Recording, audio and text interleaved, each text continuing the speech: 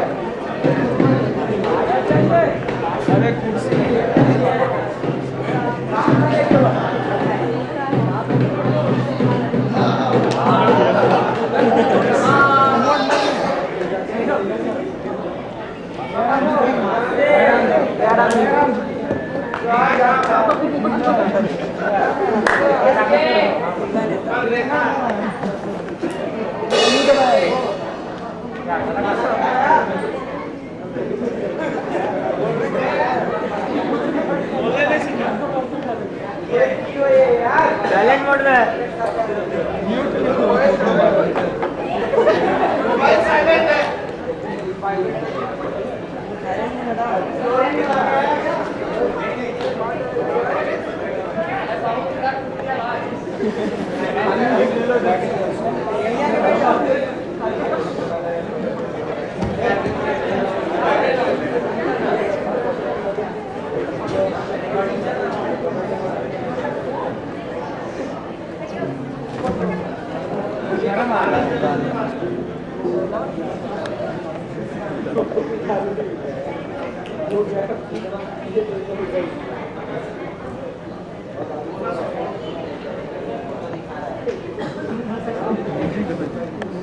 क्या फोटो है?